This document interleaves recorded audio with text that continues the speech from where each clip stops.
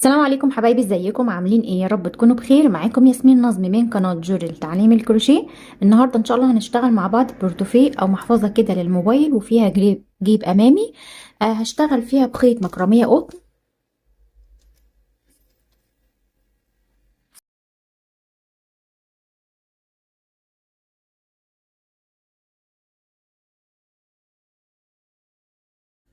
سمك الخيط ده 1.5 ملي.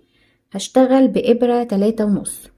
يلا نبدأ على طريقة العمل. بس قبل ما نبتدي، لو أول مرة بتشوفيني يا ريت تشتركي عندي في القناة وتفعلي الجرس وتسيبي لي كومنت تقولي لي رأيك ايه في المحفظة، وبتشاهديني من أي بلد. كل الخامات المستخدمة في الفيديو هتلاقوها في البيج التابعة للقناة. هسيب لكم لينك البيج ورقم الواتساب لعمل الأوردرات في صندوق الوصف. يلا بينا على طريقة العمل. هبدأ أول حاجة أعمل عقدة، وهرتفع 40 سلسلة.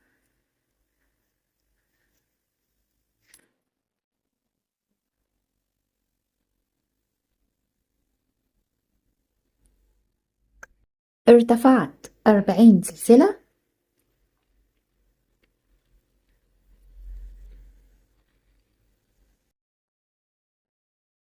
الطول بتاعهم 20 سنتي. ممكن تكبر تاني لما اشتغل عليها بغرز الحشو. هرتفع سلسلة، وفي ظهر الغرزة هنا في النص دايرة دي هشتغل غرز حشو. هشتغل 40 غرزة حشو.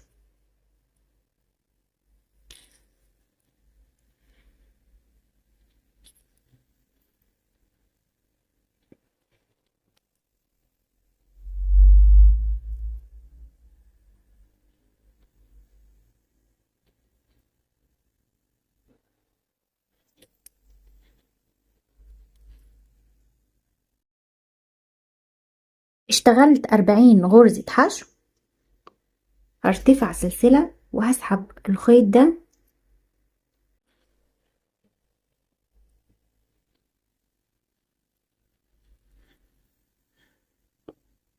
هلف الشغل وهشتغل تحت الحلقتين غرز حشو.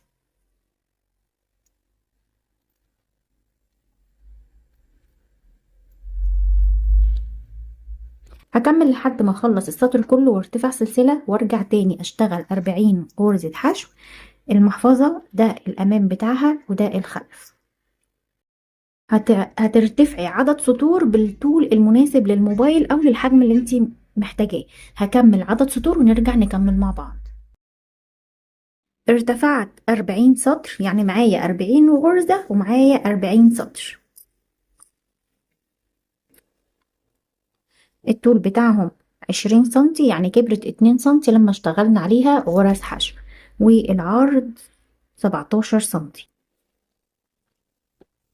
ده هيبقى معايا مناسب جدا. هتجيبي ممكن يكون الموبايل بتاعك اكبر او اصغر، هتحطيه كده وهيكون سايبه مثلا سطر من هنا وكمان سطر من هنا، او سطرين، يعني حسب ما انت حابه الموبايل بتاعك يكون مرتاح في القطعه من الداخل.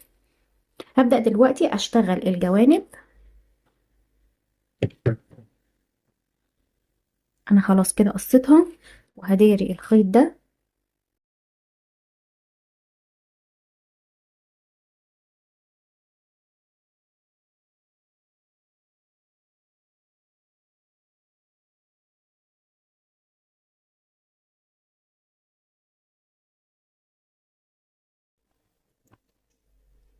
هعمل عقدة وهرتفع 17 سلسلة.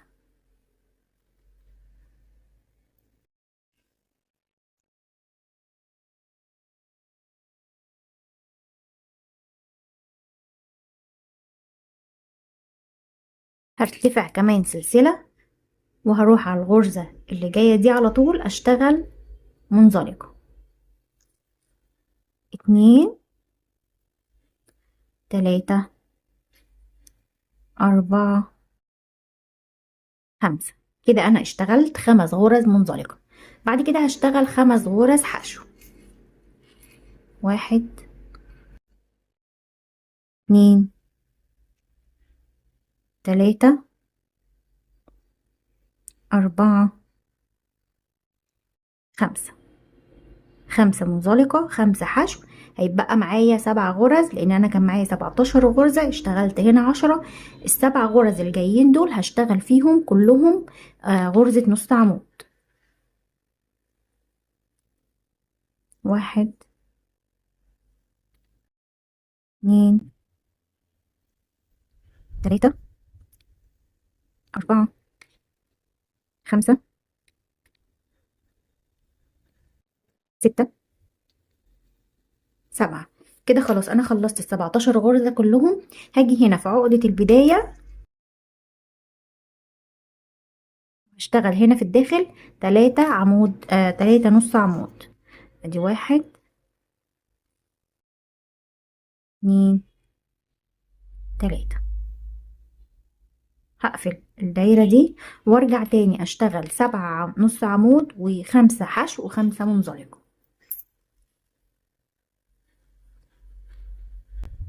1 2 3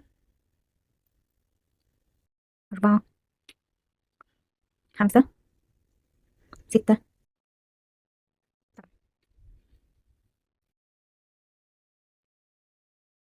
بعد كده هشتغل 5 غرز حشو. 1 2 3 4 5. وبعد كده هشتغل 5 منزلقة. 1 2 3 4 5.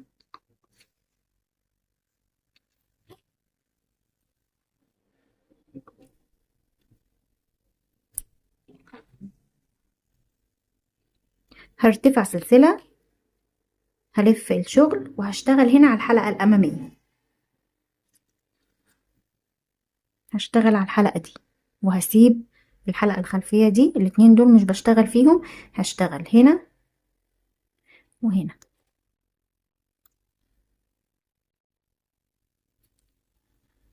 هشتغل 5 منزلقة برضو. 1 2 3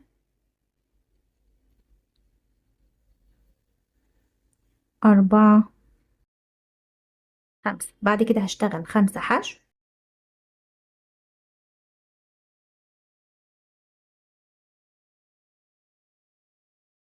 5. بعد كده هشتغل 7 نص عمود. 1 2 3 4 5 6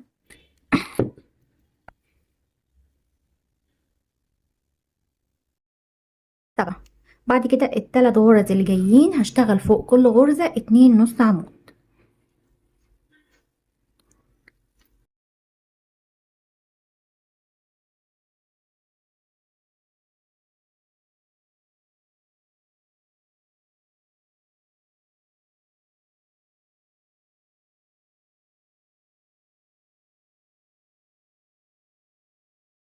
كده انا اشتغلت ال3 تزايد.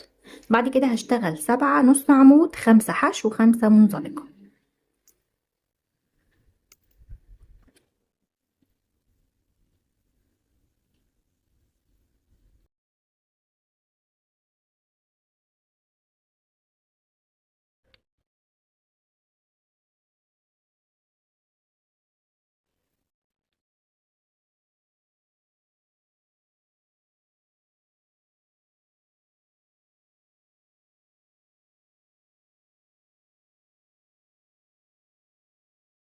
كده خلاص انا خلصت الجنب، ولو عديتي الغرز دي هتلاقيهم معاكي 40 غرزة، ومعاكي هنا الجنب بتاع المحفظة 40 غرزة. هرتفع سلسلة وهسحب خيط،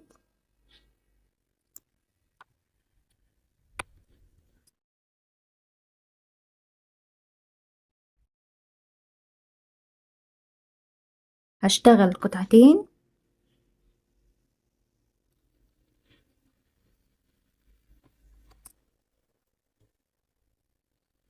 الطول بتاعها 10 سنتي، والعرض بتاعها 4 سنتي ونص.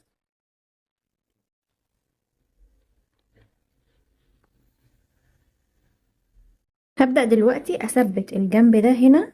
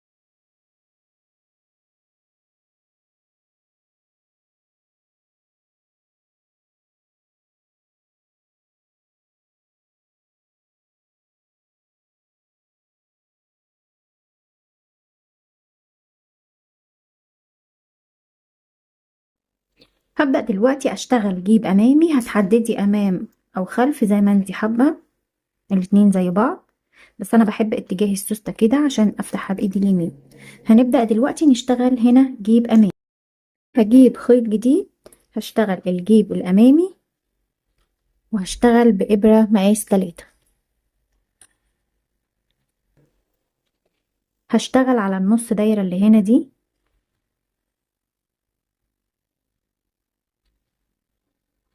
هاجي كده من اول الجيب من هنا كده مثلا،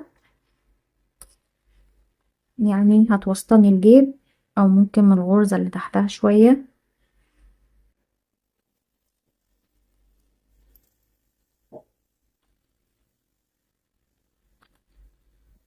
هسحب خيط، ودي هتبقى اول غرزة معايا.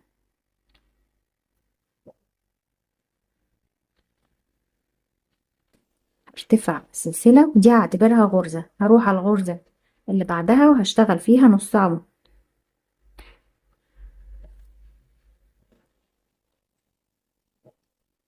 اللي جاية منزلقة،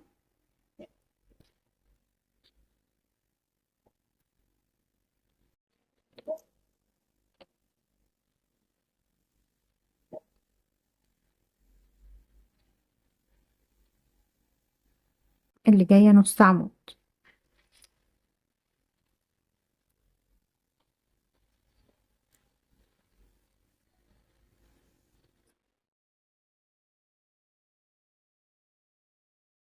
هكمل لحد ما اوصل قبل الاخيرة، يعني مش هشتغل دي، هشتغل لحد ما اوصل هنا.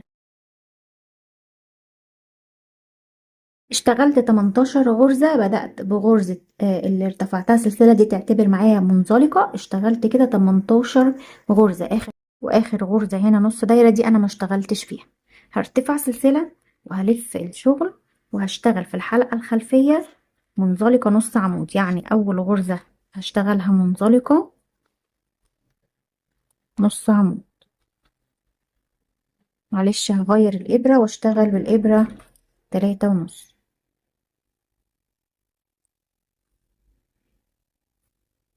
منزلقة نص عمود.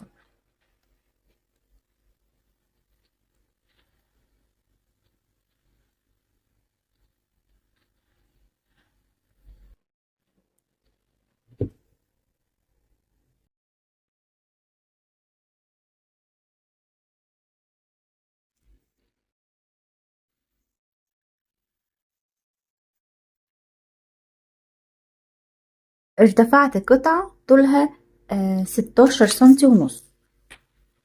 2 4 6 8 10 12 14 16 18 20 22 23 24 25 28 ارتفعت كمان 30 سطر.